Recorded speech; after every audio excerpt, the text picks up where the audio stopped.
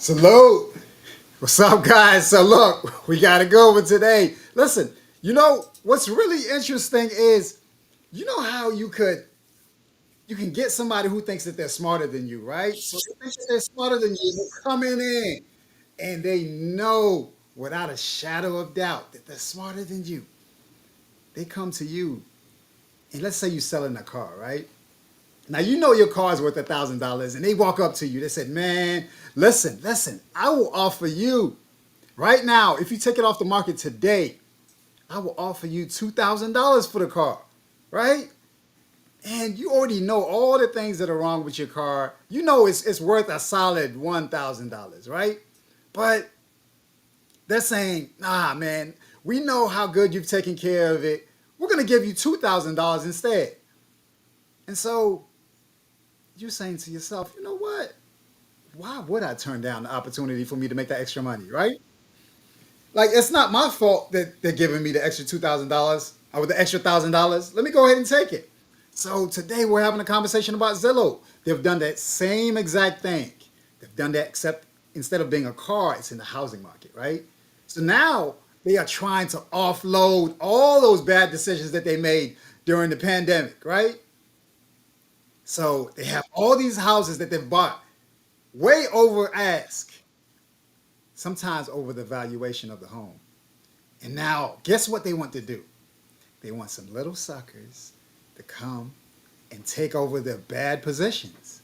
So today we're talking to two real estate investors. And now they're having a conversation about this bad situation.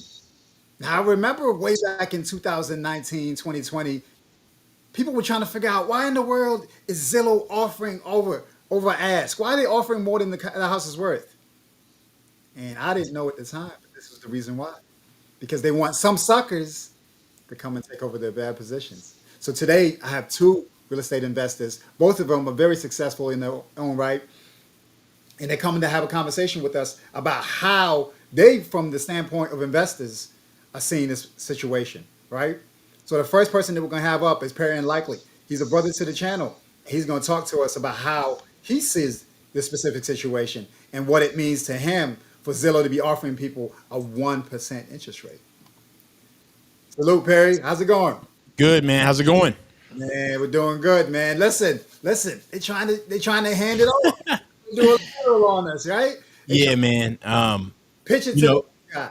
anytime I'm excited about this topic, just because I'm a natural skeptic anyway about especially when it comes to finances and when people are trying to pitch you on something. And when I look at this, we've been hearing stuff about Zillow anyway, obviously.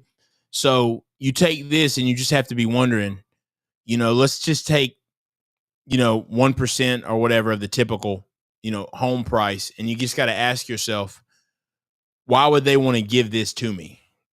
So you have to start asking the question. We know there's a benefit. What is the benefit? So I'm excited to get into this for sure, man. It's not. I don't think it's everything that meets the eye. So I'm excited to get into it, no doubt. Man, yeah, man. I mean, like say the bank. They say big fish take no big bank take Bank, take little bank, yeah, exactly. There's more to it for sure. for real. Absolutely. So yeah, so the next guy we have coming up, he's a brother to the channel as well, and he's also uh, an accomplished real estate investor, right? So he's going to talk to us about his position and what he thinks about this specific situation. So welcome to the channel, The Intentional Millionaire. Good Salute. day, good day. How's it going, man? What you think, man? 1% interest rate on your home. Well, I think it's a repeat of 2008, in my opinion, where we get creative to get people in, but when the fire happened, we wave our hands, we throw our hands up because we don't know what happened. So I think this is I think it's a setup, in my opinion, and not a setup from a bad position per se. I think it's a setup for the people that do not know and do not understand the all the different nuances of getting into real estate, owning real estate. things of that nature. So I think those are going to be the people that's really going to get hurt the most. But I do think for someone that's a little bit more seasoned, like us on the panel, um, and a few of you all that's out there, I think it's going to be a way that you could create more leverage if you understand and utilize the product to its benefit, but also understanding the cons of the product. So that's what I think. So it sounds to me like you might be on board with it, Tim. Well, I don't make the rules. See, that's the key thing. I don't make the rules, but I understand the rules so I can understand how I could benefit from those rules. There we go. There we go. There we go. Hmm. So just like he's saying right there, right? So this is kind of the premise behind what's happening, right? So this is what they're saying. This is what they're saying. They're saying they're saying rents have increased by nearly 31%, right? And so he said that in the beginning of the pandemic, they increased rents. The landlords were increasing rents because the demand was so high as people were moving away from the higher income areas and they were moving into the more lower income areas. This is something that happened as a result of that move. So they did this in order for them to feel like they're doing something for the little guy, right? So they want to be able to say, hey, listen, we see that you guys are in these bad situations. Y'all are paying 31% higher than you were paying before the pandemic.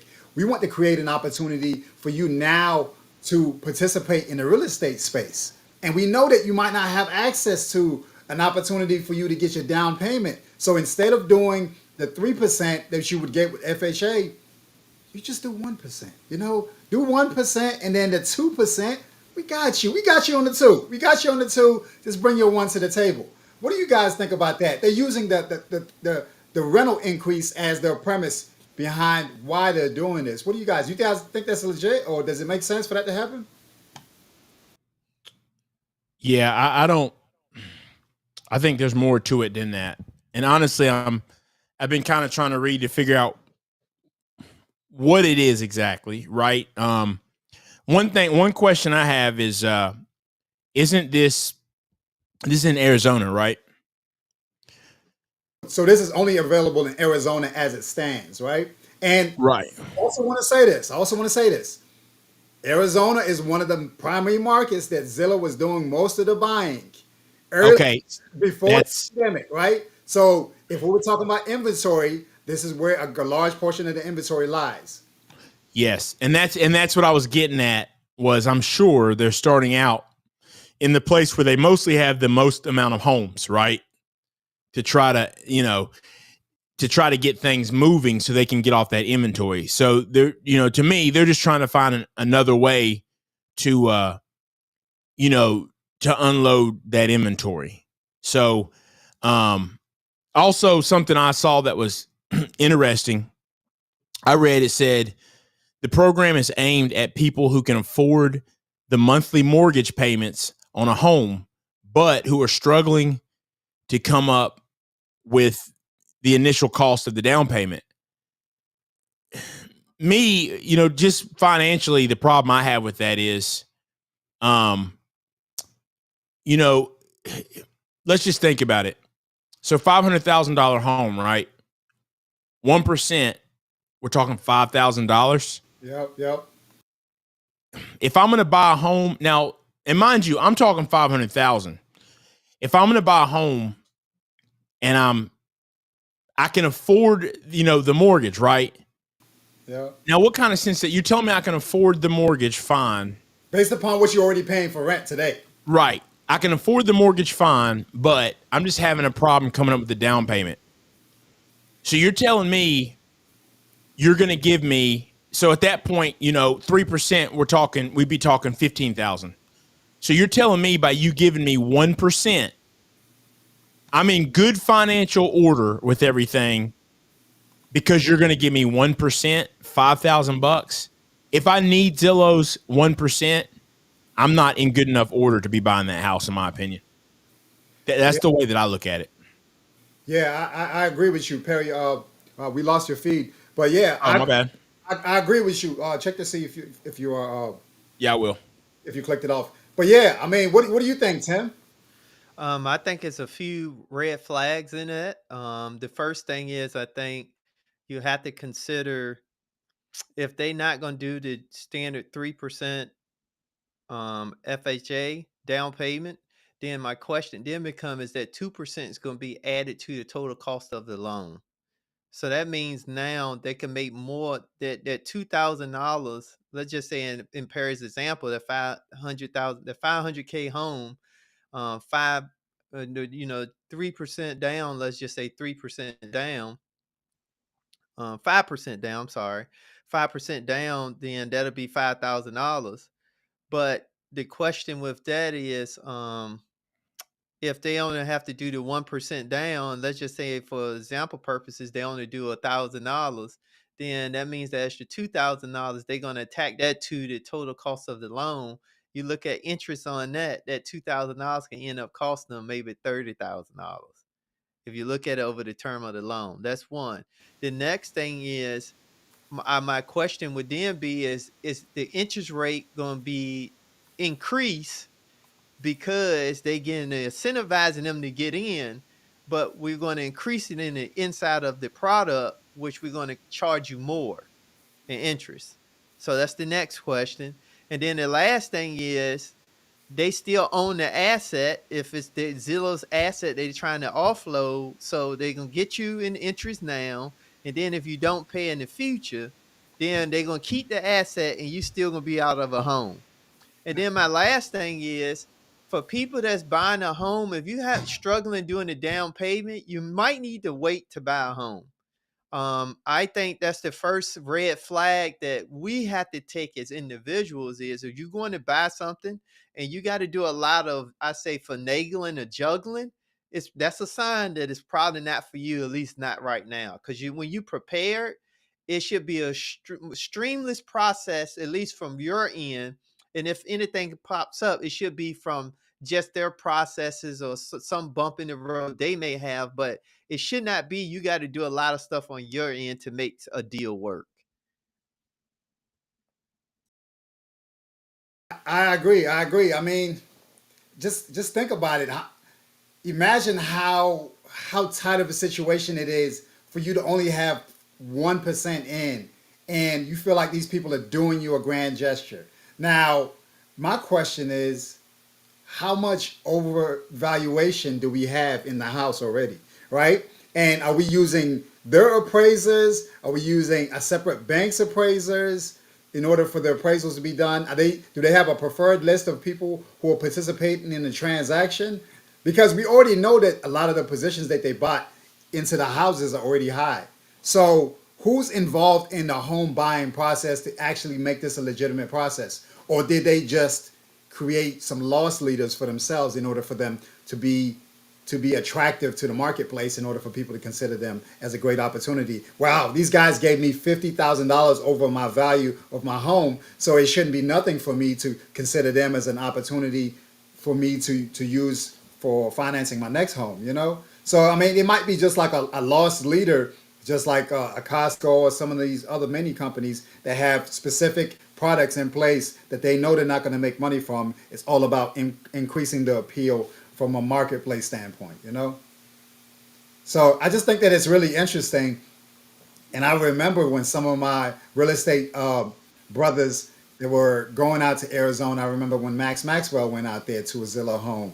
And Max Maxwell used to be here in the Raleigh-Durham, well, used to be here in the North Carolina market. And I remember when he went to a Zillow home and he's looking and he's seeing the finishes inside the rehabbed home, and he's saying, it doesn't really make sense for them to be out here in this marketplace with these thin margins. You know, where are they really making their money from? And this is before it became clear that their ultimate objective was to be involved in the financing side of the business. And if we think about it, a lot of companies are really in the banking business, right?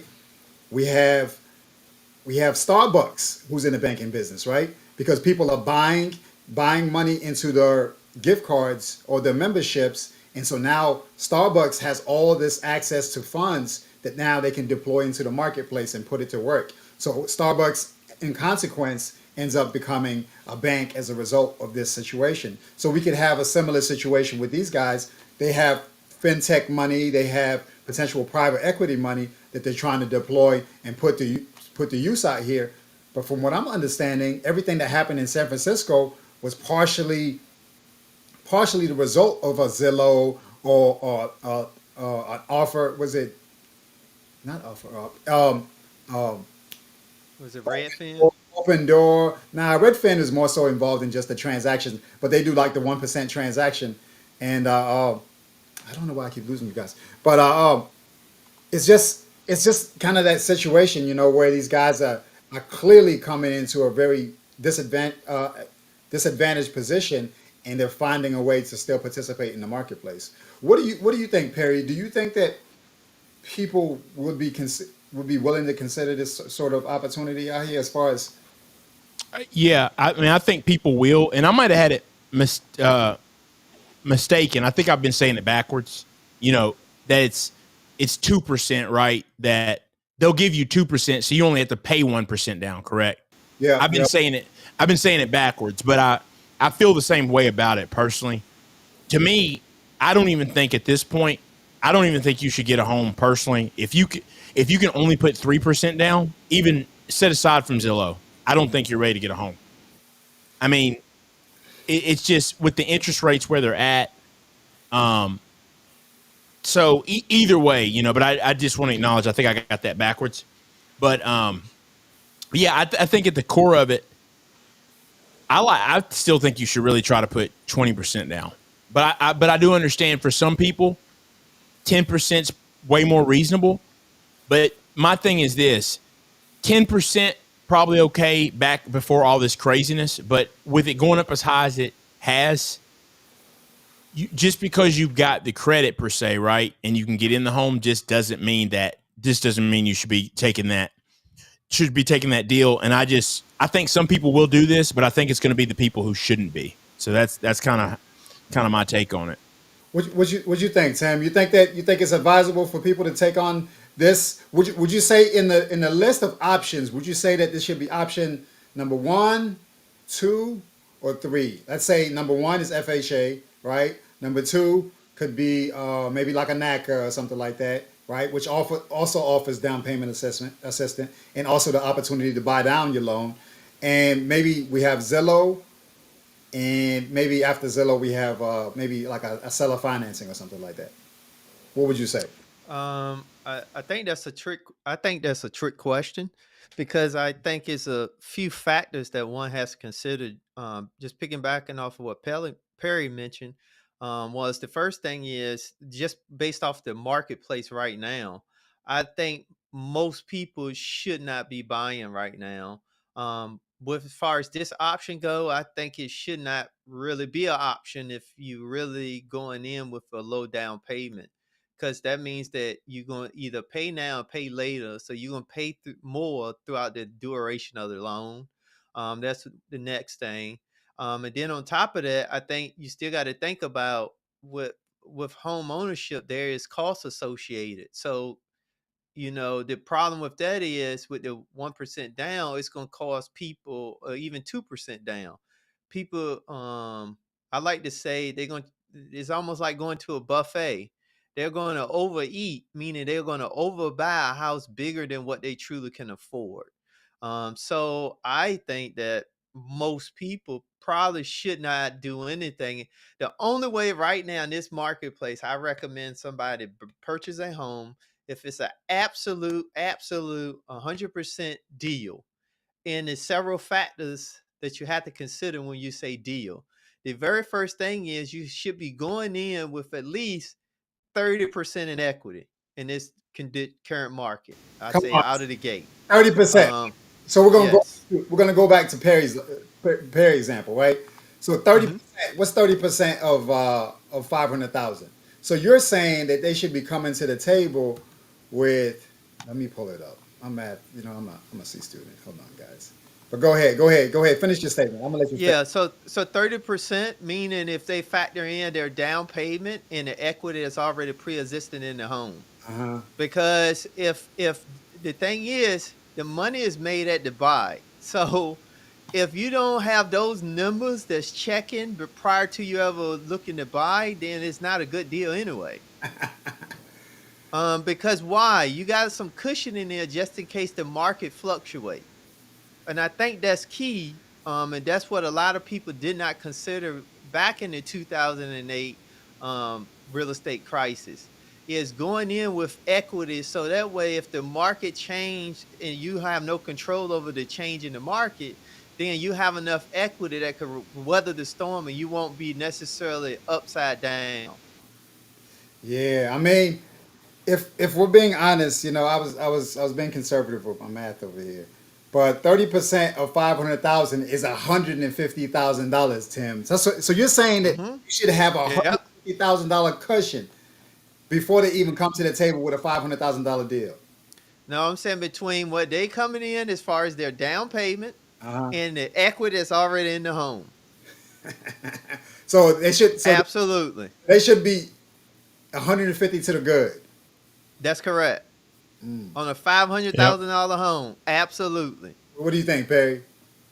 Yeah, I mean, I like it. I mean, I like it because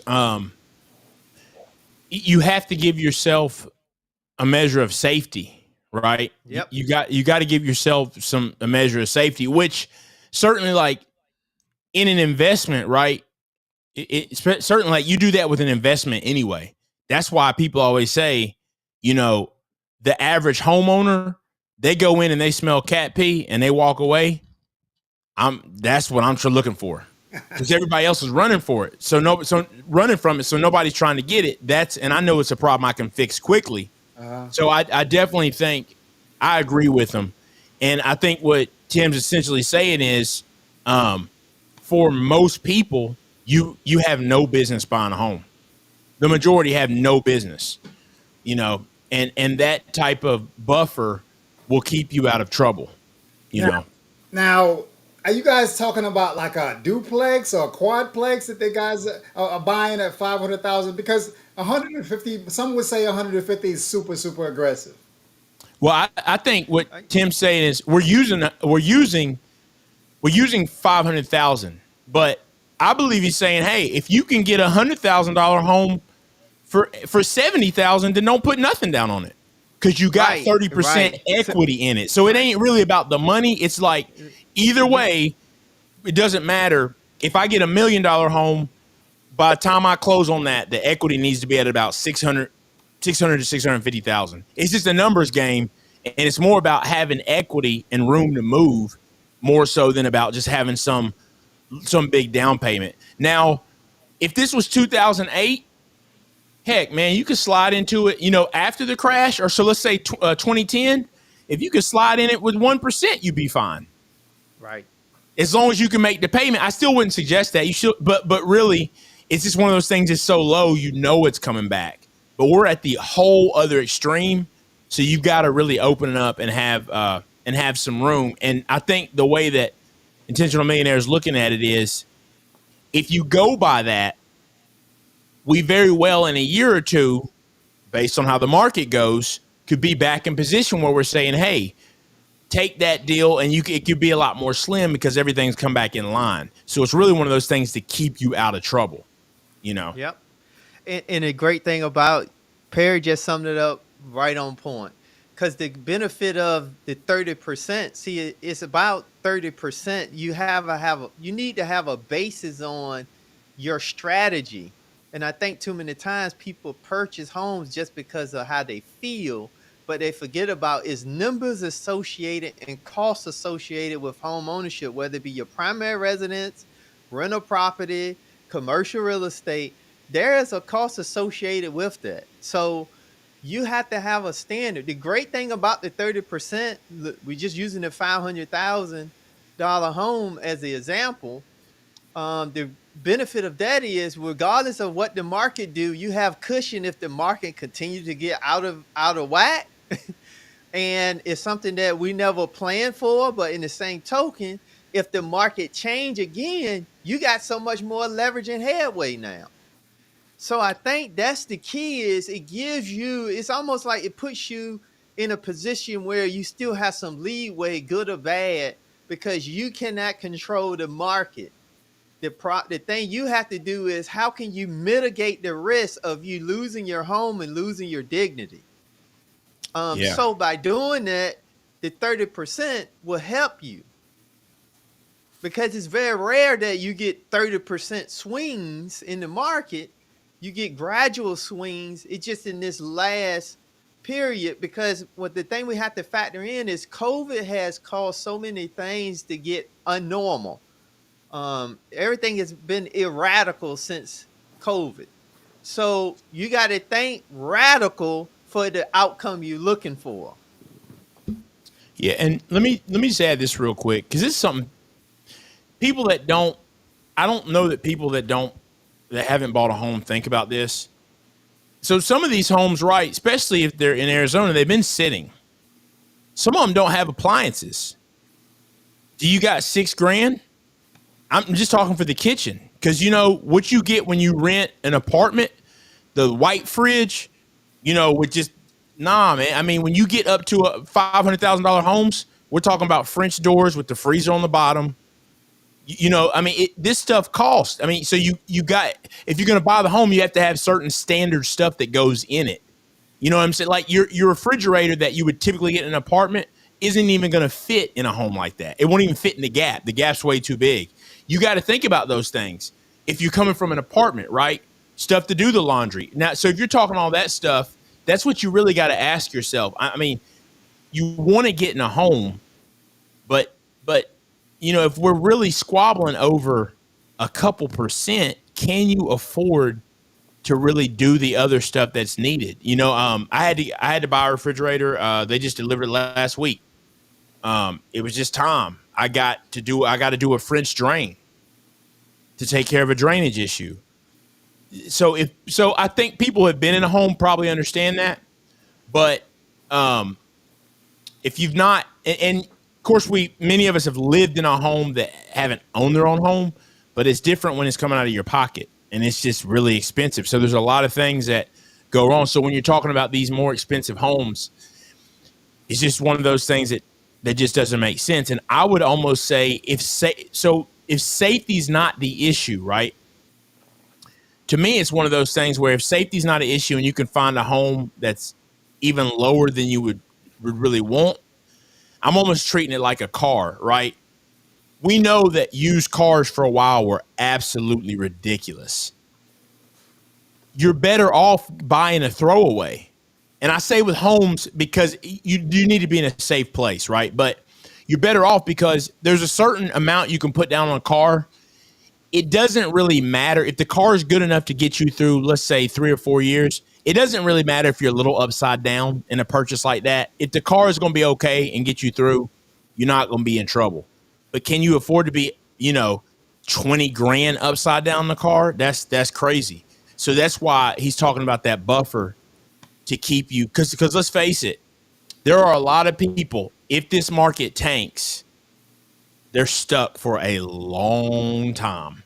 I mean, you're going to take a massive loss. There's going to be people that can't even afford to take a loss. Because you're going to have people, if the market really gets bad, you're going to have people that, depend on the price of the home, you could be $150,000, $200,000 upside down. And that's why it's saying worst come to worst. If you put if you're good into it for 150, okay, boom. Maybe you're able to at least get out, not owe anything, right? You're still taking a loss, but it's not a you're taking a loss on paper at that point because the money's gone. And nothing's like being in a home that you're stuck in. So it could cost you opportunities. You can't move. You can't. So that's just the thing that, and you don't want to get in where you mess your credit up, because then that brings on other problems. So I definitely agree, man. I definitely agree. And I'm surprised at the amount of people that are buying homes were buying homes at the top like that. And to me, it all goes back to how Americans roll sometimes, man. Just sometimes just detach from what was really going on. Sight unseen. So, Splurge. Yep. Absolutely. We gotta have bragging rights at the cookout. Yeah. Yeah. I said this before though, and my argument was before that is someone who's getting extra money going to advocate against them getting extra money? Or are they gonna say, hey, I got me one, like he's giving me an extra 50 and I'll take it, If it gives me an opportunity to wipe my hands clean, I'm done. You know? Yep. But let me add something to that too that we don't think about. But I also think um, Zillow is doing their part. But I also think we have to understand our part. But that's why also the person that you're going to partner up with when you're looking for a home, your realtor or your broker, is so critical because you need someone that's going to be honest with you and assess these things and not just try to put you in a house because they're working on just getting a commission. I Yep. can't emphasize that enough because a realtor or a broker that's sitting with you that share this, that means that they're interested in your best interest. But one that's just going to sell you a home in this environment, I'm telling you now, they don't give a crap about you and yours. They just interested in their commission because they're probably one of the ones that their primary home is upside down. So, with that being said, I'm gonna stop right there. Oh man, people gotta feed themselves somehow out here, man. Give them a break. Give them a break. I mean, I don't think people are left with any other options, man. They had to get the Gucci belt, man. Yeah, it's crazy, man. I was looking. So this says the average mortgage. Now this was February, mind you. It's higher. The average mortgage on a $500,000 home was at that time it was $3,300. 3,300. Yeah. So you want me to believe you got money, you're living well enough to pay $3,300 a month, but I'm supposed to believe a couple percent is going to help you. It doesn't add up to me. It doesn't add up to me. I mean, because if I'm signing myself up for 30 years to pay $3,300 a month, the type of money I should be making, in the grand scheme of things, the 2% just shouldn't, to me, it just shouldn't be, it just shouldn't be that much. That's just my personal opinion. Back to it. We're talking about they're going to give me 2% on 500,000. You mean to tell me I'm signing up to pay 3,300 a month for 30 years, but I'm getting googly eyed because they're going to give me 10 grand? That means I don't have enough money in case one of us lose a job. Seriously. If I need that money, I don't have enough. You should have 10 grand put away after you get into the house so you can pay. So you at least got 3 months. You should really have more. You should have 20. So, I mean, to have 6 months of that. So that's why it just doesn't add up to me. The people who take this deal are going to be the very people that we're talking about down the road that are in financial ruin. Everything's a crisis. I mean, literally everything. Yep. The roof, Yeah. the HVAC, Yeah. I mean, French yeah, drain. it's crazy. If you have Listen, issue. I just had to put a roof on a rental property. That was $7,829. Yep. Hey, and look, man. So I don't know what people are talking about when they doing all this stuff. That's why I say that 30% is critical. I'm telling you now. I've been doing that since I got into real estate. That's what I don't have I don't have a lot of properties, but the properties I do have are profitable because that was a end result that if you follow that, you can build it and you can have some equity for the future. It's funny. I was talking to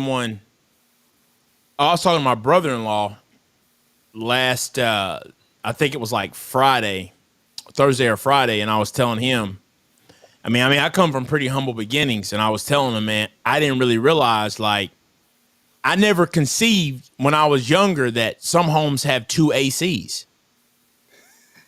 I do now, but it's like, these are things people, if they've not been in that position, that you just don't really think about it. Yep. And so if one AC goes out, now they're put in the house at the same time, so that you already know it's coming. Hey, it's going to be about 10 or 12 grand. And while you're at it, you know that you put the other one in, it could go any day because it was put in at the same time. Perry, Talking 20 grand on air conditioner. 30. Yeah, and I'm lowballing it. I mean, I'm lowballing it. You can spend 10 grand on the roof easy. I had a new roof put on a couple of years back. So yeah, I mean, just the type of money, it's a lot of money, man. And I just don't think people realize that. I just don't think ultimately that people realize what they're getting into whenever they buy a home. And it can be a great thing if you're ready for it. If you're ready for it and you play it well. But even so, what I would tell someone right now is, why not rent? You can still, I know the rental markets went up and people talk about how crazy it is. You can find better rent. I know you can, if you got to look, but you can find better rent than this high interest rate. Sometimes you got to go off the beaten path, but you can. And the thing is you rent until it's right. That's the thing I'm saying. Like, and this is coming from someone, we're looking at moving because of just the school district, but we're going to keep the house we have. But I told my wife, I'm like, you know what? It might make sense to rent, because I'm not going to just move like, well, it's for the kids. Nope, I'm not. I'll rent. This one will pay the rent for me. And then when the time is right, then I'll purchase. But I'm not just going to go spend crazy money just to do it. So I feel like if I'm making that decision, someone who owns a home and owns other real estate, why would someone who doesn't own a home at all rush into doing it? Certainly, if you're letting Zillow saying, hey, we'll persuade you to get you let them persuade you to get a home because they're saying, hey, we'll give you 2%. You got no business in a home anyway. You got no business because you haven't thought it through. Is Zillow going to help you with your HVAC? Because the new COVID standard states that you need to have an HVAC that costs about $30,000 because it needs to be able to clean the air.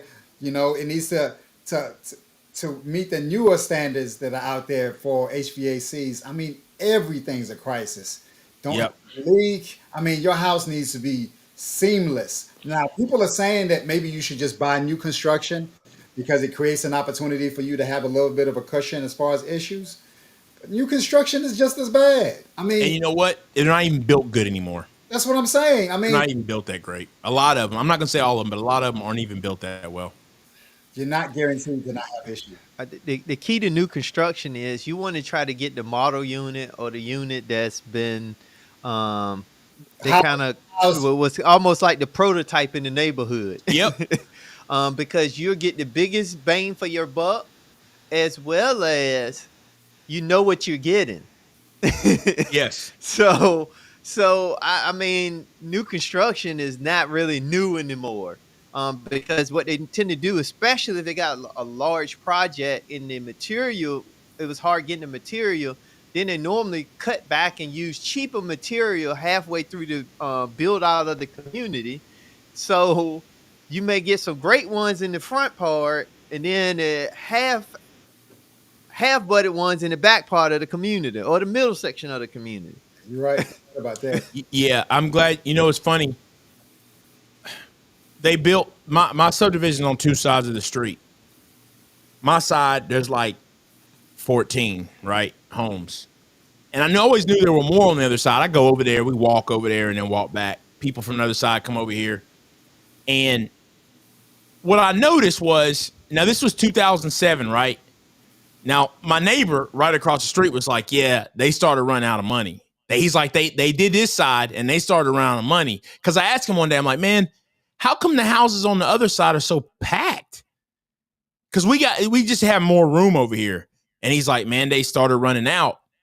But I assume, well, maybe there's 20 over there. Man, I counted them jokers today, man. There was over 50 houses. Now, it is more space, though. So they're not in the same space. It is more space in general, but still the square footage is of the yard and stuff. It's not, it's just, you could tell they were putting them really close together. And at the build that they were trying to get it done. And the houses are nice, so it's not like that, but you can just tell this idea of everything building, everything's good. You could tell it came to a halt and they're like, hey, we got to get these in here and get them going. We can try to squeeze out a little bit more if we put them close together. And now everything's built that way. You can't, I mean, the houses now, me and my wife always joke. I'm like, we just kind of joke about the fact that, not even joke, but we just don't understand how people are paying $500,000. You know, ours was like half of that, but now the value, everything's doubled. But now people are paying 5, 6, 700,000, and literally you can look out your window and almost touch your neighbors. And these aren't townhouses. It's like this. I mean, people paying $500,000 for townhouses, which is fine, but where I live, that concept was wild to me. Like, you would expect that in California or something, but it just blew my mind. We're just a couple years back. I mean, you could still find a couple acres. You could, you'd be a little bit farther out than I am, but you can find a couple acres, have your own spot, a little something to fix up. So it's just the way that things have changed. And we spend too much time allowing people to make us think that something's the norm. Like, well, everybody's like the car frenzy. I don't care. I'm not paying $60,000 for a car that should be $35,000. I'm not doing it. But it's just a frenzy. And it is crazy. We act about houses and cars and stuff like that. During the pandemic, we were acting about cars and houses the same way, back in the day, Tickle Me Elmo, like for Christmas, all those crazy Christmas things, like people going in, beating each other up, taking them off the shelf. Oh my God, I gotta have it. Yeah, and it's like, it's crazy. Like, that's the time you want to stay. That's the time you want to stay away from it. So, but yeah, it's crazy. And I'm just speaking, I'm speaking to Georgia, but so I'm sure there's some craziness. There's craziness in other places, but it's just out of control. Anybody right now trying to, I think Tim said it perfectly. If you really can't look at 30%, and if you know your market, right? If you know your market really well and 25 safe, okay, right? But you got to know your market though. But ultimately, me personally, I just have kind of put it off until things get more realistic, because of the sheer fact, I look at it like this. If I go and get a home now and I don't put that money down, am I prepared to take $100,000 hit to my net worth?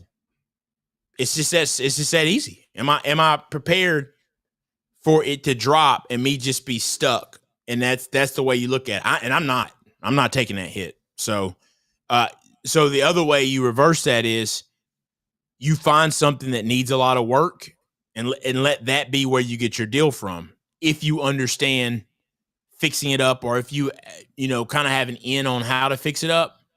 But essentially, it's almost like the best way now is like, you need to know how to flip a home, but you're flipping it for yourself. I mean, it's got to be, because forced appreciation is about the only way right now to get a deal. So if they were coming across a loan or coming across a home that needed some work, what would it look like? Would it be a 203K, or would it be something that they would try to roll into an FHA loan?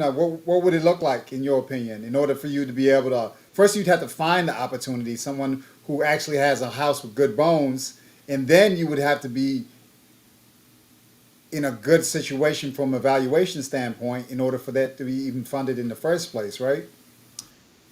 Yeah, and I think, man, finding those deals, there's deals out there, but to me right now, man, because the market's gotten so crazy, man. To me right now, a deal, it's almost like, check this out. You got to find out the best way, I think, right now, and I look at homes all the time. You got to find a home. When I look online and I say, this home right here, something looks off. Why is it this low? Something's not adding up. And then I go and I realize, oh, what they've done, this is really they've got it listed as a 3-bedroom house. It's really a 4 because of, sometimes this stuff happens. Sometimes it's the realtor's fault. I mean, or it's where they've knocked out a wall, right? They went and they've knocked out a wall, which really would have been a 4-bedroom house, but now it's a 3. So it just gets listed that way. And it's like, oh, I can go in and just put this wall back up, and it is a 4-bedroom home. And just, you can find some little subtle things like that. But outside of that, honestly, I'm not seeing the deals like I used to, man. They're out there, but I'm not seeing it the same. The competition's got so tough. And that's how you knew, like, the margins for like flippers have gotten slimmer and slimmer and slimmer. Now, if you've got the skill of wholesaling, yeah, because they're still distressed sellers, no doubt. If you've got that skill set and you can go grab it, that is about the only way that I would want to pick up a home. I'm saying at this moment in time is that I'm literally, it's a distressed seller and I've got the in on it. But outside of that, just a home listed on the market, not knowing where the market's going, it just wouldn't make sense for me. Because you can still find really trashy looking houses, but by the time they hit the market, right now I wouldn't feel comfortable with it.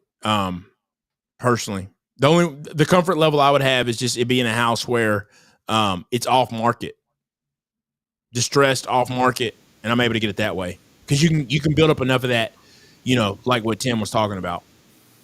Have some equity in there. Yeah, so let's go to the chat real quick. So what we have here is we have Princess C. She's saying that she's saying that she just put a new roof on her house and the inside is completely redone. She says that she spent $8,000 on the new roof by itself, right? Yep. Mm-hmm.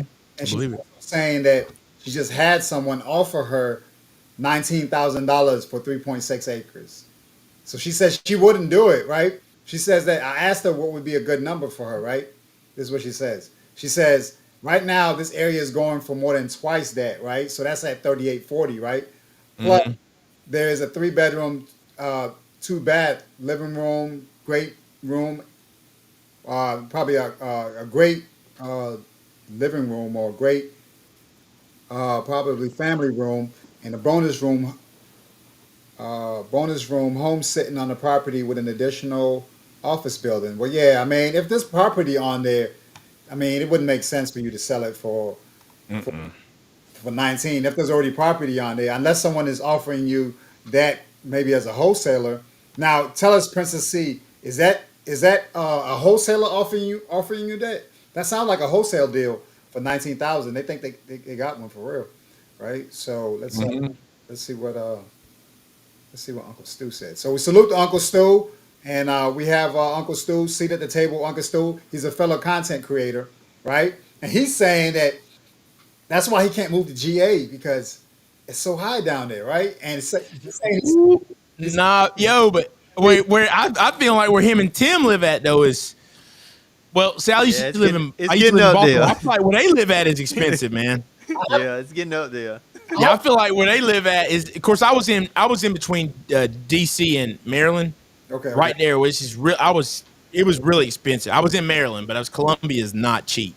Real money up there. So, and that's been a while. But I was in shock when I got up there and had a 1-bedroom apartment for like $1,400, and that's been almost 10 years ago. So that freaked me out, man. Coming from like Alabama going up there, but everywhere is really getting high though. To be honest, it's all going up. So Uncle Stu he's saying that he can't. What did he say? He said, "Come on." He says, "Dang, I was gonna buy an Escalade and live in the projects." Out there with your Escalade on Dubs out there in the jets, right? That's what he said, right? And what does Princess C say? She says, "I think so. They didn't say, right? I laughed and never responded to the foolery." I mean, 19,000 for any plot of land that has property on it already, that's a wholesale deal. And that's somebody who really thinks that they see you coming. Maybe they feel like the house is distressed or maybe the property is in distress. I mean, there's a number of reasons why they feel like those prices are justified. But in fairness, right? One of the biggest arguments that's happening right now, guys, in Maui, they were saying that as the houses were burning, people were trying to call people in order for them to That's crazy. in Maui. I'm And not surprised, but hey, we that's crazy. know that you're having a devastating situation right now. Is it possible that you'd be willing to consider an offer on that property as is, or would you be willing to offer? I mean, to offer that property to us? I mean, it's just interesting, man. So people were really saying that they were insensitive, right? And Right.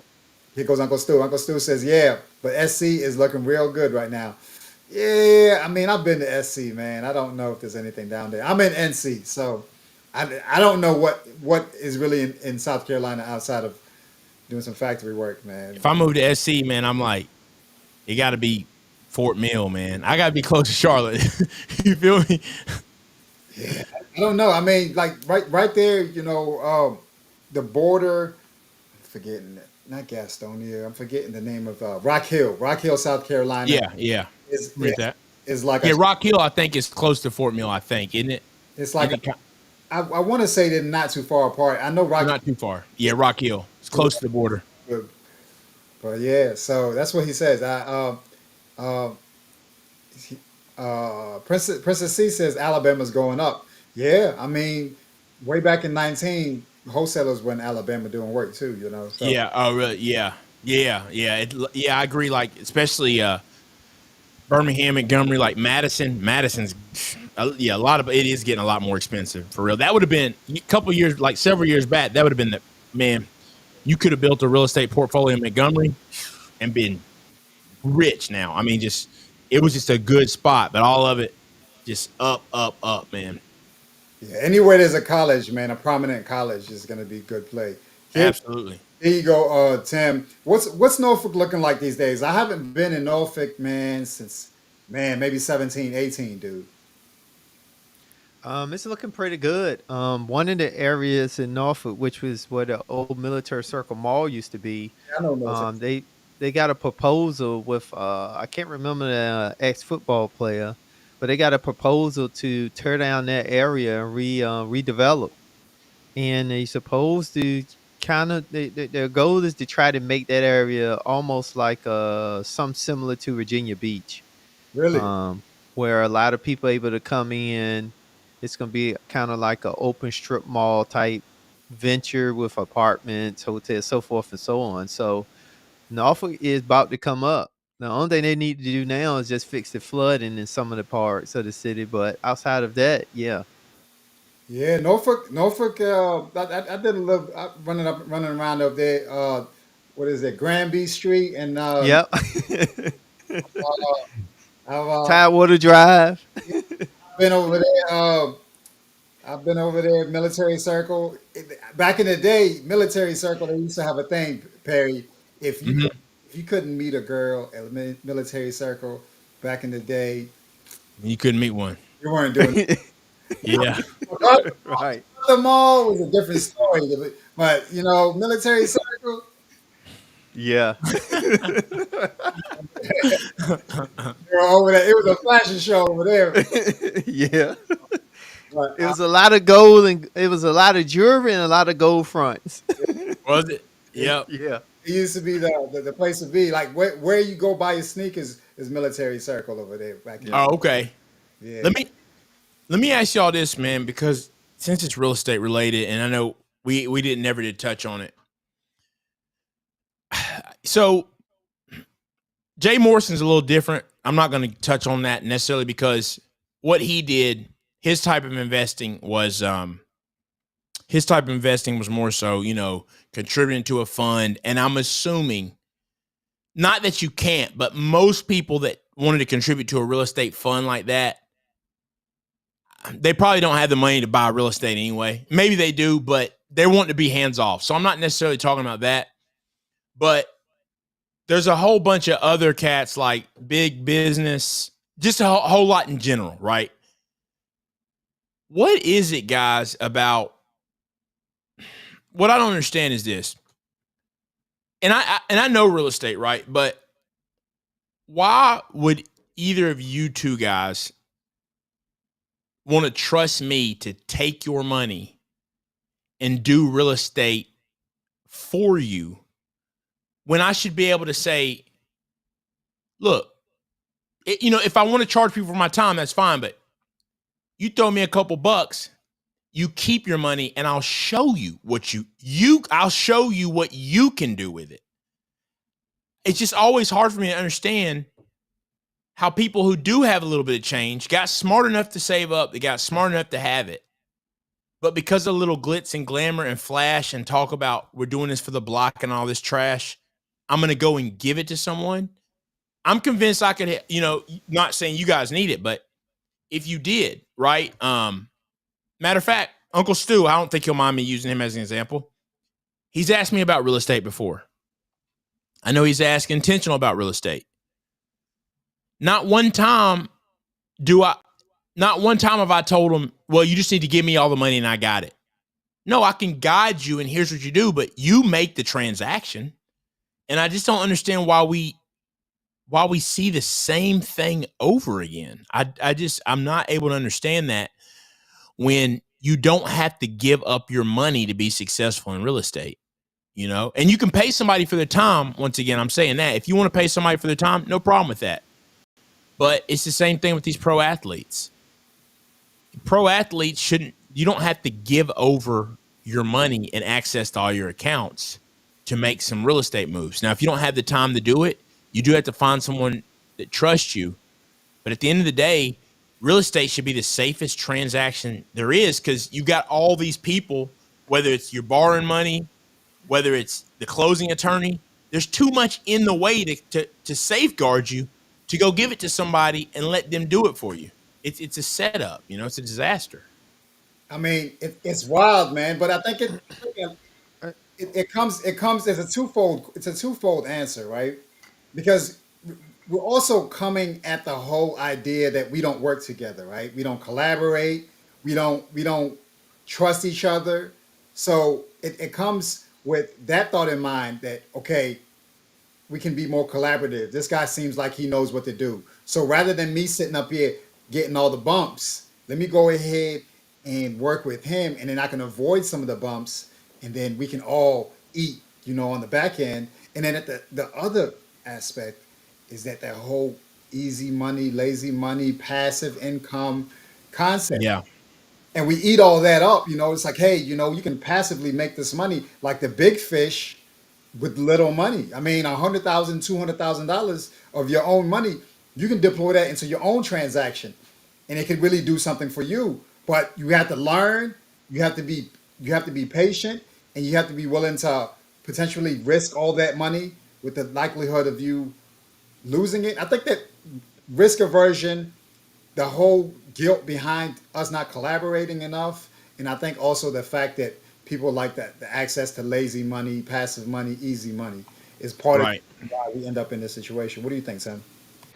Yeah, I think you hit it on the head, but I think JT stated it the best. I think because a lot of people have a misconcept of financial literacy. And what he mean by that when he stated that, and this is shout out to JT with Pocket Watching with JT.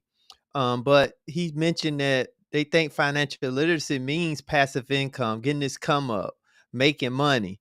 But the actual definition is financial literacy, meaning how do I manage the money that I make currently? And I think too many times people just skip over that and go right to the making money part, even though they haven't done anything to get an understanding of the money that they have or the money that they're making. And they forget about the fundamental to investing as a whole, whether it be real estate, investments, any type of investment that should automatically be discretionary income. That means money that's left over after you took care of all your major financial responsibilities. but we sometimes like to jump steps. It goes back to, I say, you either got two type of people when it comes to that. They really don't know, so they're trying to find an answer, or they are just like the person they're contributing to. Yeah. Let me shortcut. You see what I'm saying? Because at the end of the day, we got to get away from, like you stated, Sim, the fact of saying, oh, we don't come together, we don't collaborate. We got to get away from that and say, let's collaborate, but let's make sure that we collaborating on something that makes sense. Let's make sure we collaborate with people that has done something. Let's collaborate let's do some due diligence and question what he or she is doing. And I think too many times Jay Morris was, because when I first started watching Jay Morris, I was intrigued initially, but then I started to see every time you're doing these block conversations, you going to all these cities. But my question always was, how many people have you now shown how to get into real estate to become true investors? Because you can have all the block parties all you want, all the block conversations, but it just motivates. Because I think too many times people get mixed up with motivation and feel good with actual outcomes. Yep. And I think he just did he does a great job of just motivating, and he motivate through I hate to say it, but he motivates through the trauma of us being Black. Yeah. And through that, because you can easily always grab an audience when you talk about the traumas of where a person has came from or where they've been, and you could tell them, hey, I got an answer. I'm just like you. I know how you feel. I've been through the same thing, this and that. Just like another thing with him, he always mentioned how he was a felon. He sold drugs to his own father.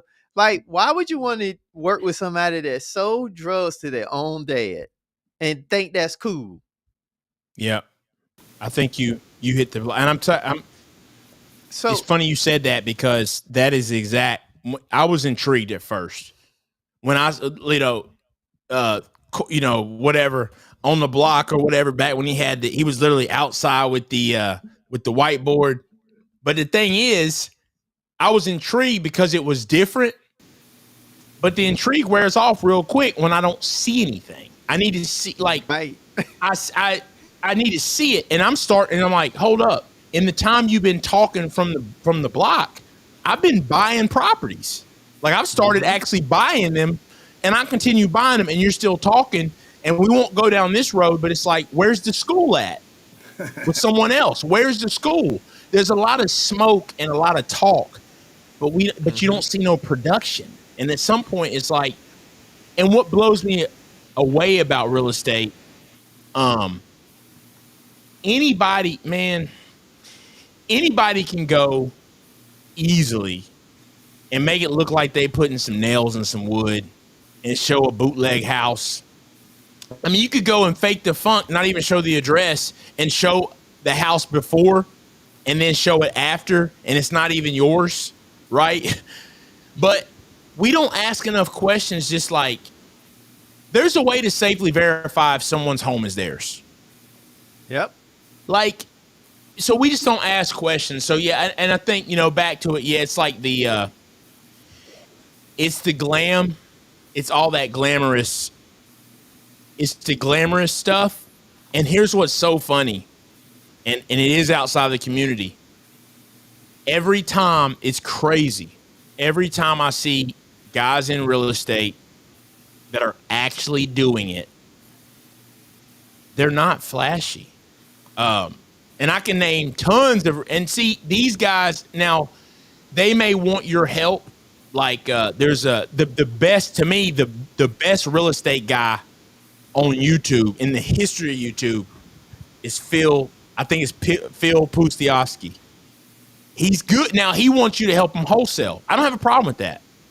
But he puts enough content out there, I can go look at it, and you can learn. I mean, you can learn a ton from him. The guy's good. He's been doing it a long time. Mark Ferguson. I can name tons of guys. Yeah. There's tons of guys out there. You can learn enough to do it from them. And that's what I did. I know all the best apps. How do you find the deals? All of that stuff. And you don't have to give them any money. Do they have an angle while they're doing it? Of course. Nothing's wrong with that. But not one of those guys have ever asked for money. You know what I'm saying? It's not, it's just about their thing is if you help them wholesale, they bring you in on the deal. You're like a bird dog for them. I have no problem with that. But us, we'll just straight up say, oh, yeah, I'll give you 20 grand. As if giving you 20 grand, you can get if I got 20 grand, I can get with the realtor for absolutely free, and they can probably help me find a property. So that's that I can put a down payment on. So it's just, I don't know, but I just want to mention that because it's just something I think is sad, man. And I hate to see our people, I hate to see it in the same, it happens over and over again. As sure as today, we're not hearing as much of it right now because times have kind of come to a halt. But as sure as today, the next Jay Morrison or the next whoever is on the rise. We'll see them and we'll act like, and people will act like they're the greatest thing. And, they'll have the Rolls Royce, they'll have this and that, they'll look the part. But we're not even verifying, what's actually going on. And I don't trust all these, I don't trust all them seminars anyway. Whether it's the DJ Envy and all that, I don't trust all that. Because if you're that good at real estate, I'll help you because I know you. But if I'm that good at real estate, how come I'm up in here at a seminar with you and not buying more? Because if you've really been successful, you don't need to spend all your time. That's my personal opinion. Tim, you may feel different. If I'm super successful in real estate, why would I want to give up my time of owning more properties to become a salesman instead of sticking to what I made my money with? It's because I'm trying to pull off something. Is the reason why. So well, I agree with you. I just think there's nothing wrong with that, but I think it should be if it's really truly you helping, it should be you start the teaching, but you don't finish with the teaching. Yes, meaning because you had somebody go out follow your system.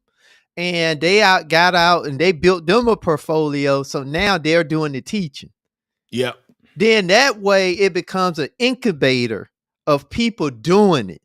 Because the only thing that's going to judge it is the outcome. Like, do you have properties? Yep. Have you made money? Yep. And I think that's the real thing that I think, because I think the system do help because I do think we have to sometimes have systems because everybody doesn't learn the same. Everybody don't know how to get the information, how to decipher the right information. So I think because of that, the training does help because you may have somebody that you can relate to more just based off of what they're sharing, their communication, so forth and so on. Because I say even some people may not like me because they just may not like my voice. Right. It has nothing to do with the information. But because of that, you could come behind me and say the exact same thing and it resonates with them. You see what I'm saying? So I think it's fair. I think, and by the way, I don't have my bad. I don't have any problem. I don't have any problem with the way that it's presented by a bunch of these different people. Mm-hmm. I just think you gotta test it, right? You gotta kind of back test it because at some point you should see the results. Like if you're doing what they say, and I've got a book, one of my most helpful books, and I think I paid like $60 for it. I can't even remember the guy's name. As a matter of fact, it's on the other side of this wall in the room right there. The book is literally, he's been buying homes for decades. And it literally is a picture of the home, how he acquired it. It's just the whole deal. It's just pages and pages of deal. So you start to see all the different ways he got it, how he was able to make money off of it.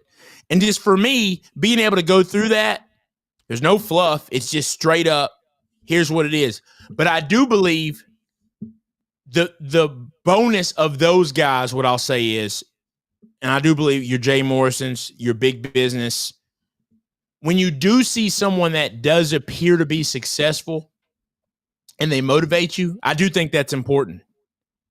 The thing is, though, you do have to self-inventory again to say, okay, is the motivation, am I doing? Right?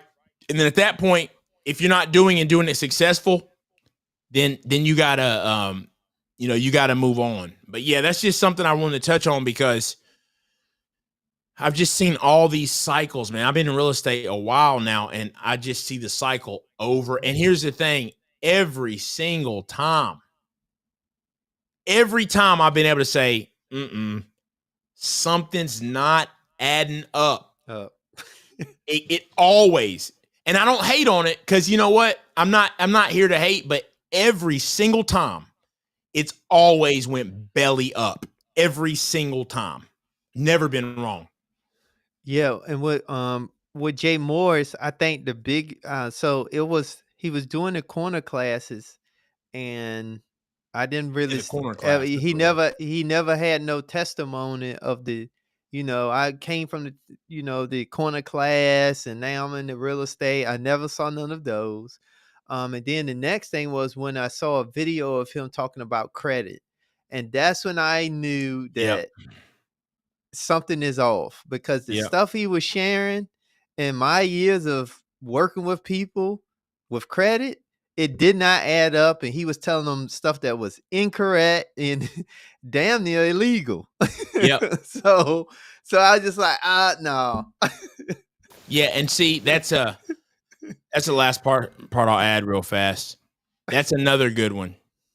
Look, I was younger, no joke. Messed my credit up. Didn't listen to my mom. Had this credit card like an idiot. Didn't listen. It's $500, right? Didn't listen. Had to learn the hard way. And I remember I went to log in. I was probably like 20, maybe 19. I went to log in, messed my credit up.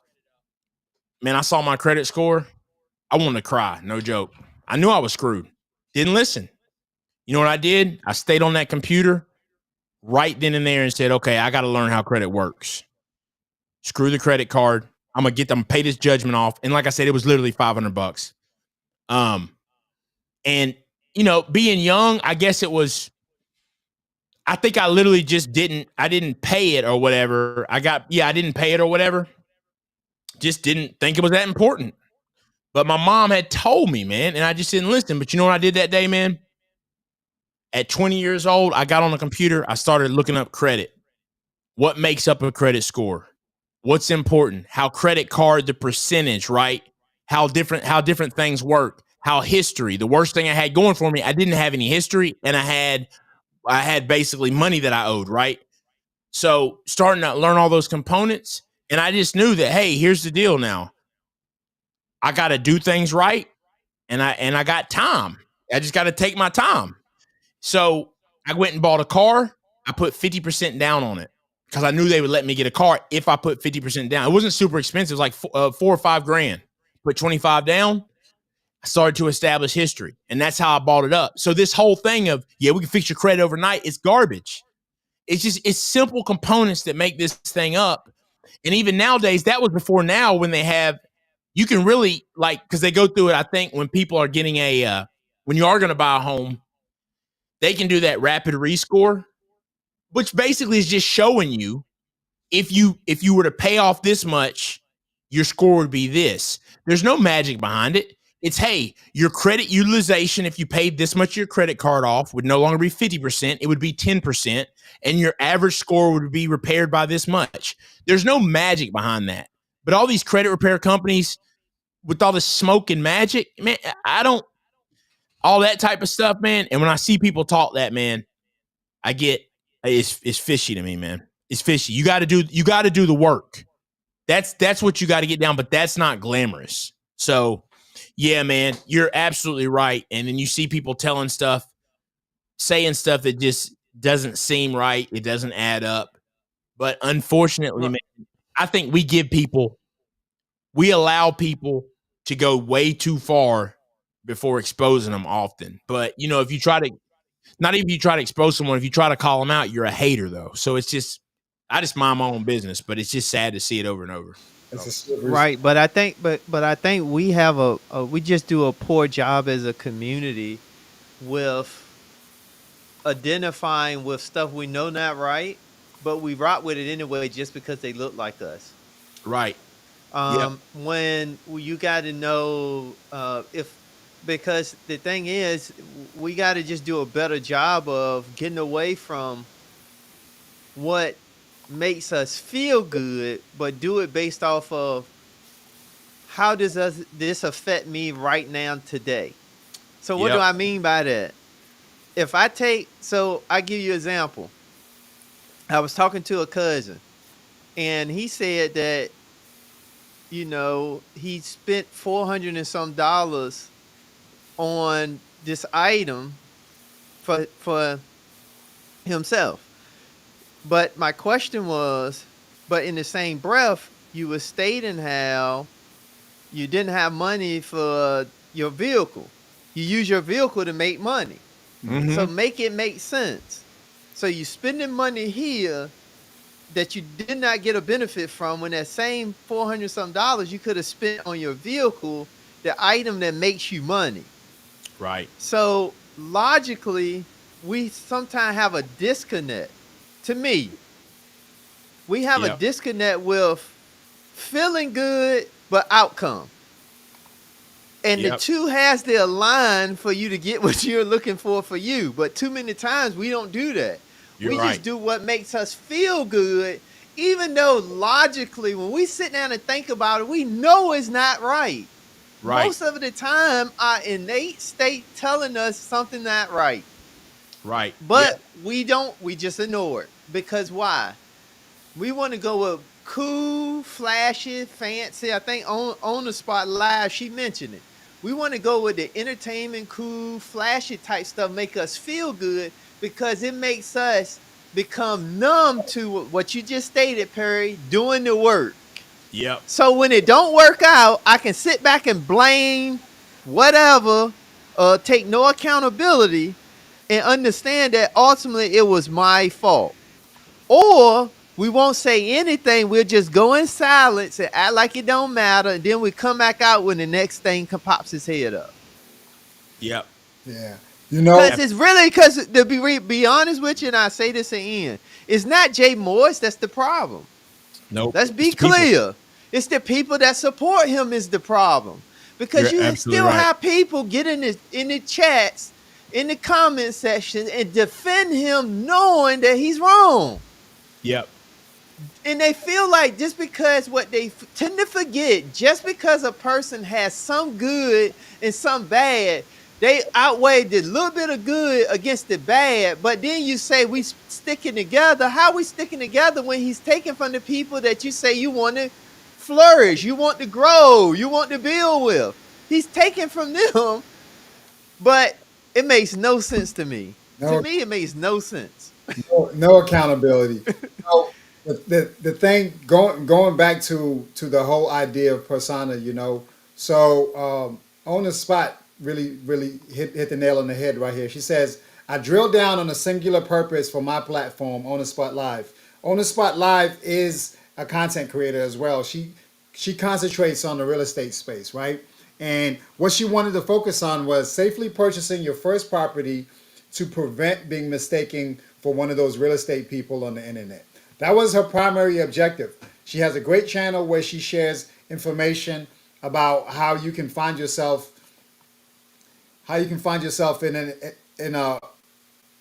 in a good situation by purchasing your home as a result of the situation that you're in, instead of just only being relegated to rent. And so I like her platform because she has conversations that are rooted in that.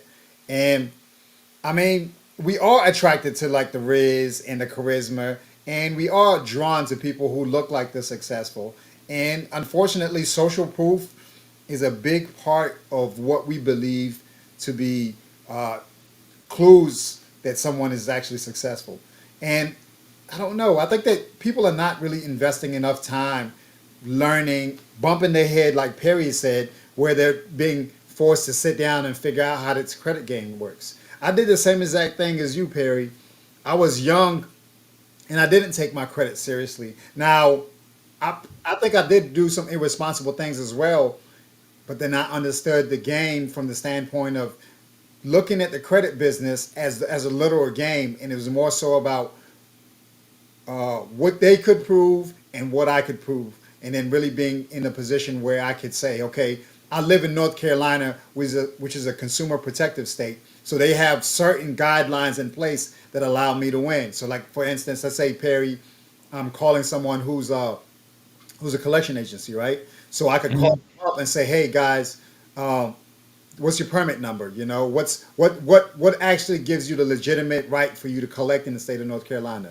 What allows you to be the person that I'm actually paying this money to? How did you come about actually attaining this account? Because I didn't sign a contract with you directly. So it's in me learning those things that, okay, in order for them to actually collect those funds, they need to follow these guidelines, and then you have an opportunity to put yourself in a position to win. I'll tell you, Perry, I was able to fix my credit, make my credit go up in about 18 days from like a 600 to like a 725. I did it in Mhm. 18 days. But the reason why I did it in that short of a time is one, because I negotiated with the people that I owed money to. And so Right. they knew that I had something to gain as a result of doing that. And the second thing was I knew that if I could get these people to agree to taking certain actions with the credit bureaus as a result of me making payments to them, I knew that it would ultimately cause my score to go up. And it's in those situations that you really have to understand the legitimate things that you can do compared to the illegitimate things where you're lying and you're not really taking ownership for the things that you're supposed to legitimately, you know. The credit business is like a slippery slope, seriously, you know. Yeah, and I look back, man, because I don't really make excuses, but I look back, man, I do regret it, man, just because I really don't. There's really no excuse. You know what I'm saying? Like my mom kept on telling me, but I just when I look back, I'm like, man, why didn't I just hard headed? I mean, I'm glad it was 20, not 30, right? And obviously I fixed it right away, and I mean the rest is history. I mean, I've had my credit's been fixed since, but it's just could have saved it. It could have been some heartache saved, but still, I guess what the good thing is when it happened, I just said, look, because a lot of people, we put our head down and just keep on like, nah, I'm not going to let this prevent me from, you know, moving up. So I just did what I had to do and moved on. But let me, I'll tell you this, and we can kind of end this segment because it's a segment of kind of talk. I just wanted to get into the mindset of some of the people and what they do. But as I talked about the school earlier, I just want to give you guys how I approach things, right? And this isn't real estate, but it's the same thing, right? So Umar Johnson, right? Whenever Umar Johnson, I first saw him, you hear the way he talks, you see him on the Breakfast Club, right? That'll give some validity, right? Just being on there, I don't know about anymore, but that it would kind of give people validity. You hear something, and now me personally, I don't agree with his dialogue. Is just not for me. Honestly, it's just not. I got no problem with nobody. It just is who I am. Never have. But even if you subscribe to that and you believe there should be a school, right? The school that he's talking about. Well, and I don't, this has been several years back, but I start to ask myself, I'm like, okay, so when did the first mention of this school come up? See, it's 2013, right? Now, this for me now has been at least 6 years ago. So the first thing I'm doing, right? I'm a literal type of guy. I'm Googling how long does it take to build a school? Like, it's just that simple, very simple, nothing crazy. How long does it take to build a school? Oh, okay, a year and a half or two. Well, that's interesting. You see people donating, you see stuff going on. So I kind of walked through those steps, and then here we are now. I'm married with boys about to go to school, public school. It's like, so just the disconnect, because Tim spoke on that of, I guess just like I don't know if it's Tim or it might have been you. It's like, you know how people get upset with you, right? Like if you say something, people like condone it. So my problem isn't with him. My problem is with you guys taking up for someone who was supposed to have a school. And I just looked. Now the opening date is September of 2024. How many celebrations for the opening day have we had? It's like Christmas. And you got people, and so he's not the problem. You know why? Because he can continue to get people to feed into it in the age of information where we can literally look up people pulling actual documents from the government showing tax liens, unpaid taxes, the facts all there. I'm just blown away that still and all people will make excuses and excoriate you if you try to call off the facts. So I just pointed that out because there is a parallel. But yeah, I agree with Tim. The problem is the people. I mean, and look, if you're dumb enough to give $5 or $10 away to a lost cause, I mean, it's no different. I mean, it's essentially no different than the lottery, but at least someone who buys a lottery ticket has a 1 in a billion chance. At least you're just giving away money you're never going to see anything out of. But yeah, it's just stuff like that. So I thought about that because, you know, certainly in real estate, it's a dangerous thing, man, because people, they're so trusting and people just don't want to dig in and do the work to figure out. And at some point you got to pick up a book. And if you don't like to read, get an audio book, but the answers are out there. So Yeah, I mean, we're in the age now where all the information is out there. And if you go on Instagram, man, it's information overload. You know, one of the things that I've started to do is I take, like, let's say I find something on Instagram as a video. I take it and I move it to like a note, right? So I have like all my recipes, right? So I'm looking for a lady who knows how to cook. But in the meantime, as I'm looking for said lady, I'm putting together my recipe list of things that I want to try in the kitchen, right? Now, I think it's too much information over there. And I mean, everybody's pitching something. Everybody's throwing information at you. And I would say, just like you guys are saying, you have to be careful who you're getting the information from. Because these people could be just saying stuff just to be saying it. And they're not well versed in how to build a school. They're not well versed in the acquisition process in order for them to acquire a school. They're not well versed in the process of actually outfitting a school with the proper equipment. And there's just a lot of stuff. And On the Spot actually just said something here. She says that personally she knows 2 educators in Chicago who have built 5 schools in the same amount of time. Right? So I mean, that's a clear example of where there's a disconnect. Maybe it's a situation where someone is well versed in all the challenges that you might face in the process of you putting together this deal. It's just really hard to tell. Like, I think that it's important. I've started adopting this practice that everything is a fantasy until it becomes a reality, regardless of what it is. Whether it's me fantasizing about the relationship and what I'm going to get out here in the marketplace as far as dating, my fantasy about my job opportunities, as far as me being able to excel at and climb the ranks of corporate work. It's a fantasy when it's in my mind and it hasn't been realized, and it's only a reality when it actually comes into fruition. You know, and if I look at it that way as a fantasy and reality, then I'm not blinded by the idea that, you know, it was all in my head the whole time. And I was thinking that it was going to be this, and in reality, it was something else. Now, maybe that's what's happened with Dr. Umar. Who right. knows? I see a laundry list of like tour dates, and I always see a laundry list of tour dates, global tour dates. So it's hard Yeah. to tell. I thought he's coming here to Raleigh on the 4th of October. So I mean, Yeah. what do It's I know? crazy. But I think going back to the Zillow and the 1% down, I think this really points out the bigger issue. And the bigger issue is people being unequipped, but they want to start having the conversations like they are equipped. So what do I mean by that? Really, if a person is caught up on a 1% down payment, they really not ready for the own a home, in my opinion. Yep. Because it's more cost associated than just the down payment. So that's one.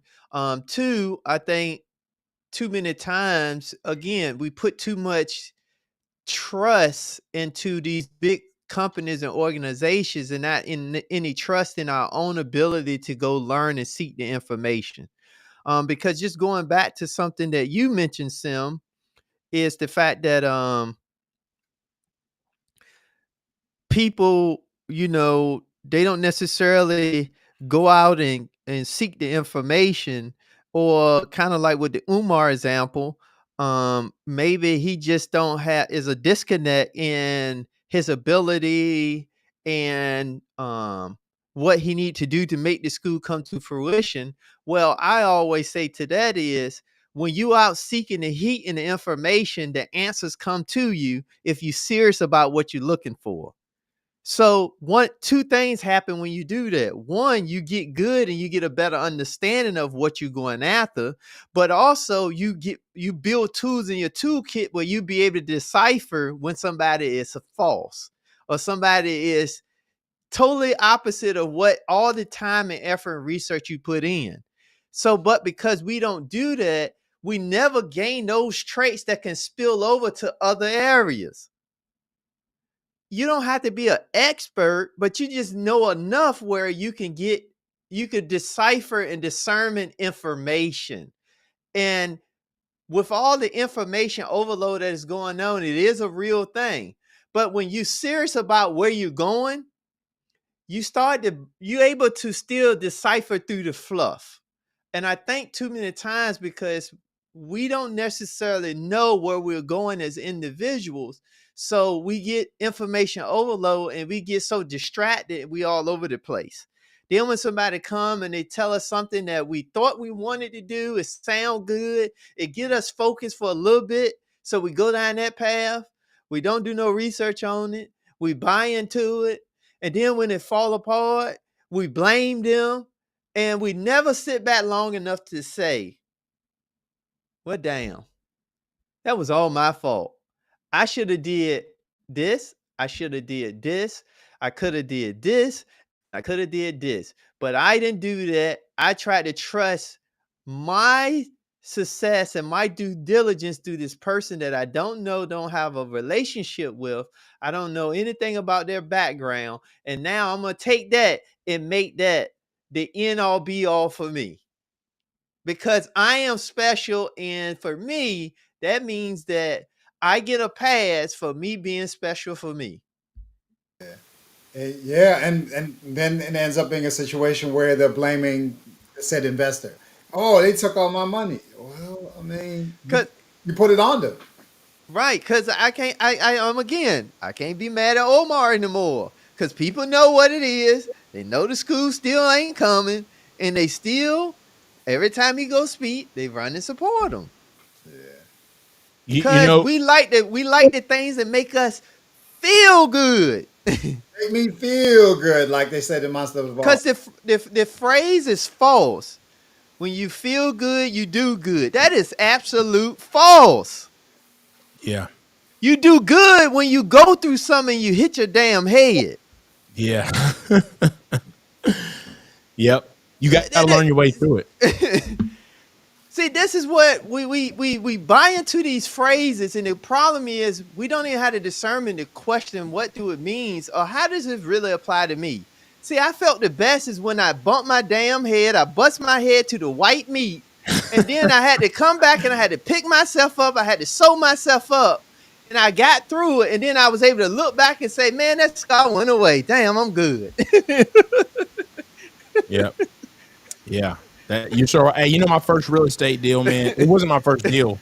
It was the first deal I was gonna do. We wrote the contract up. It was only $60,000. It was it wouldn't it the place was it was a little place, that little brick home, needed work. It's but it's this was in Atlanta. I was going to get it. I think I already had one, but that was kind of an off-market deal that was so cheap. But my actual official first deal, man, $60,000. The realtor wrote out the contract. I backed out. You know why? I freaked out. Was like, man, I can't do this. I signed this. I'm stuck. And then I just kind of left it like that or whatever. But he was cool with it. He didn't have no issue. We talked, we picked back up. That was like a Friday. We picked back up Monday. He's like, yo, man. He's like, man, somebody ended up getting it. No problem. He's like, why'd you get so scared? I said, man, I'm afraid to be stuck in it. He's like, man, you're not stuck in it. He's like, you got due diligence. You can back out. So it's something as simple as that. I just not fully understand. And I was just scared I'd get stuck in it, man. But we talked through it, and then I understood, yo, if you write the contract right, you got room to back out. So it was just about understanding it. And then when he said that, I said, oh, let me just go read up on due diligence and how that works. Let me read up on inspections and learn a little bit more. So the truth is, I'd probably gotten a little ahead of myself anyway. I had the money at a house that cheap. I would have been fine. But even if I had done nothing with it, I could have just paid the payment. But the thing is just me not really knowing. So I probably got ahead of myself. But ultimately, I went back and learned. And that's what you do. You just go through that cycle or whatever. But I also ask questions. And that's how I learned. And, of course, I went on to get a real estate license and really learn a lot of that. But it just goes to show you're going to have to learn and going to have to read up. And if you don't ever do that, certainly in this game of trying to get to wealth, you can't just scratch the surface and get some form of wealth. You're gonna have to go through it. You're gonna have to actually go through it, figure out how to do it, and there's a reason why. You have to think about it. It's a skill set, right? That's why wholesalers wholesale. That is a skill set they have. That's why, people come to a wholesaler to buy from them because that's kind of their specialty, right? So that's why flippers flip homes. Home builders build homes. You've got to go through it and learn. So if you're trying to find your way to wealth, you're not just going to stumble into it. So I just wanted to point that out. Yeah, man. So that's it. And it's I think it's a really good point for us to really point out that people really need to take out the time to not be really attracted to the low-hanging fruit, because the low-hanging fruit will definitely put you in a tight position going into the future. It's not going to be easy, but it's better for you to come into the deal with some cushion in there, where in the event of a roof, HVAC, God forbid, if you have anything that happens from a storm standpoint and you have to pay the deductible, I mean, you don't want to be in a crisis. You don't want to be in a situation where you're living in a home with air mattresses and inflated furniture and unable to pay for your washing machine. I mean, a set right now costs $2,000. I come from the appliance business. Back in the day, it was $1,000 for each front loader. Back in the day, 2008. That was back then. So now the conversation is completely different. A refrigerator, like Perry was saying, back in the day, a nice refrigerator, $3,000, $3,500. We're talking about stainless steel, French door. Now they have refrigerators with displays on the door and everything like that. I mean, it could be a dishwasher that fails and starts leaking. I mean, I've seen situations, guys, where the dishwasher failed and they ended up having to redo the whole downstairs. So it started out as the dishwasher being replaced. So then the cabinets ended up being replaced. The countertops ended up being replaced. Now they're redoing the flooring.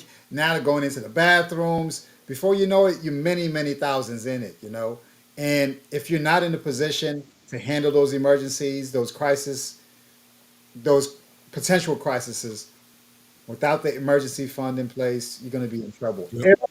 Absolutely. So 1% sounds good. It sounds easy. But man, it's a battle. It's a real battle, and I don't think that you should be doing it with with a whole lot of, I don't know, just with a whole lot of risk. And that's important. You've heard it from two investors right here. These guys are seasoned. They've told you 30%. So we'll go ahead and close. But I don't see no questions in the chat.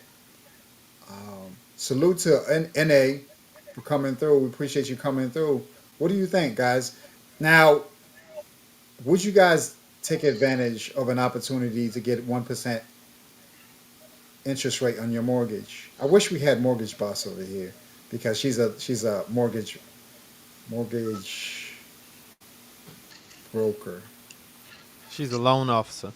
She's a loan officer, right? I wish we had Hmm. her here to speak on this. I've asked her about some other stuff, but I did not ask her about this. That's what on the spot says 30%. 30% is solid.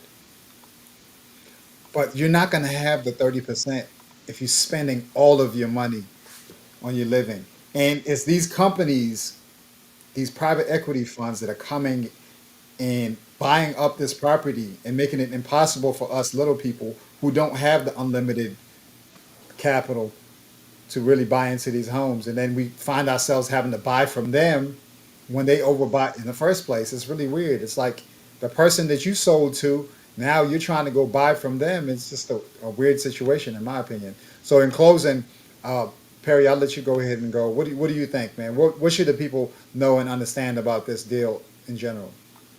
Stay away from it. Just flat out, stay away from it. I mean,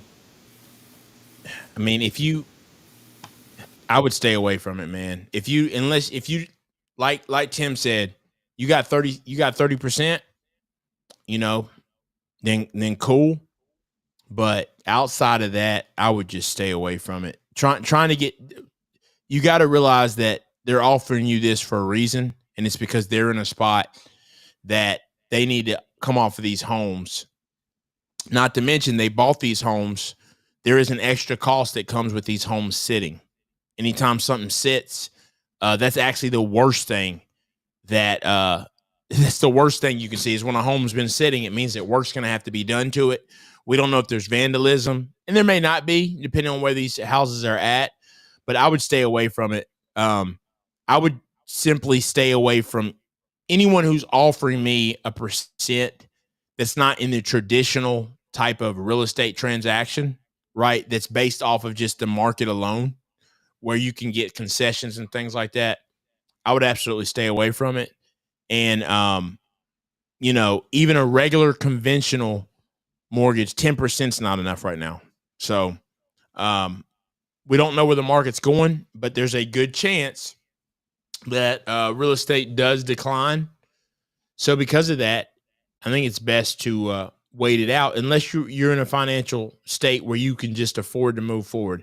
And I don't think that's the state that most people, most people are in. But I do want to say, I do want to, I want to counter, I do want to counter that with, I think there's a select amount of people out there, right, that are in the right shape to buy a home. They could afford to buy a home right now, no issue. For those that just really want to buy a home and they're actually are ready, I do think, because we don't know what the interest rates are going to do 100% with certainty, you still do need to think through that. So though I say that you should really have the 30%, like Tim says, I do think you still need to look at your own individual situation as well. I just think you need to look at that. But most people are not in a situation where it makes sense right now. We just know that based on, statistically. So that's pretty much where I'm at. But I would stay away from this Zillow deal for sure. Tell us where we can find you, Perry. Where can they find you? So you can find me. I have a YouTube channel, PerryUnlikely. I'm actually about to boot things back up. Really been focused on crypto more than anything. But I just like to talk finance in general. I invest in real estate. Of course, I've invested in crypto for years. As well, I do work a full-time job as well in logistics and supply chain management. And then, beyond that, I'm just all about finance. But check me out at PerryUnlikely YouTube channel. And also, you can email me at PerryUnlikely@gmail.com as well.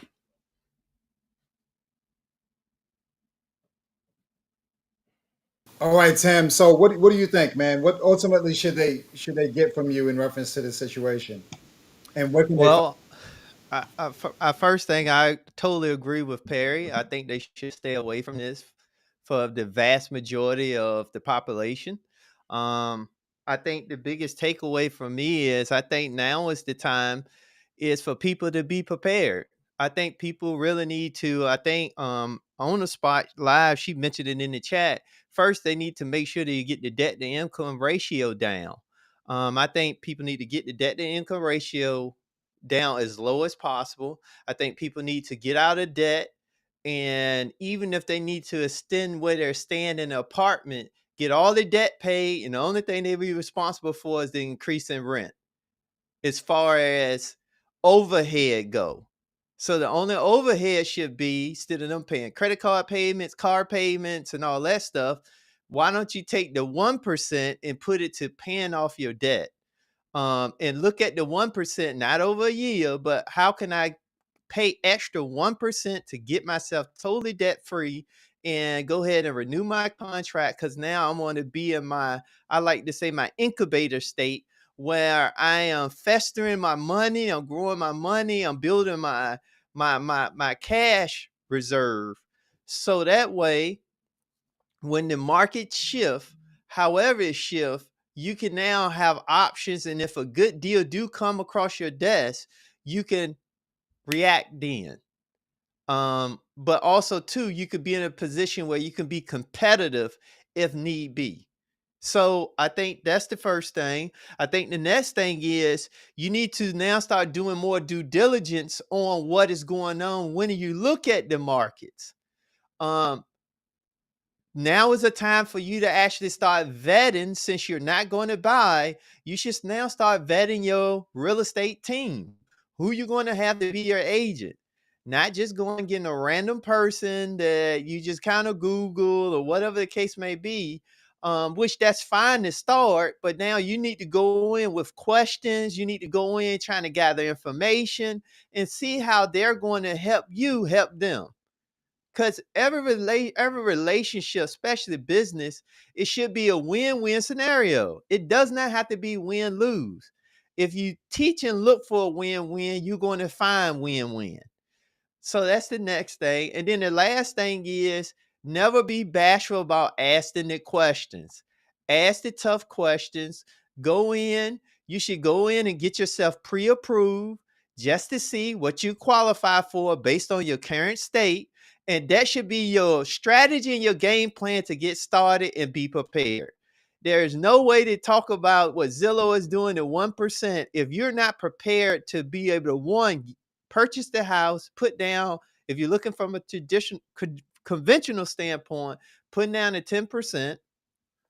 Um, if you're not able to do that, you're not able to also take advantage of leveraging your income, meaning are you making enough to be able to sustain a home? Are you making enough if the, let's just say the average cost of a roof is anywhere from $5,600 to $13,000? Are you able to do that if it was to happen? So these are the type of prerequisite things you need to be doing before you ever get to buying the actual house, in my opinion. Because the markets you can't control. Everything I'm talking to is what you can control. So it's up to you to put that power back in your own hands. That's what I would recommend people do. Salute. Well, yeah, man. So we've discussed some things today, and none of this was investing advice. All of this was just investing information. And I think this it's important for us to make sure that we take heed to people who are seasoned investors out here. These guys are in the trenches. They're aware of the criteria that we should be really considering. You know, they're not really interested in making money off you. I think that it's really important for people to really develop the ability to reason their way into decisions. You know, it's better for me to understand the logic that someone has that's far more versed in a subject or a topic than I am. That way I can think like they are thinking through the problem, as opposed to me just sitting up here relying completely on them to be the one that provides me with all the answers. You know, there's a concept that says that, you know, a smart man learns from his own mistake, and a wise man learns from the mistake of others. So, with that in mind, I appreciate y'all for coming through. Thanks a lot for participating in the chat. I'm going to put Perry Unlikely and the Intentional Millionaires link in the channel. Support their channels, support their their platforms, and we're really interested in having real conversations that contribute to people being in better situations today, so they can make better decisions going into the future. So, with nothing else to say, appreciate y'all for coming through. Salute.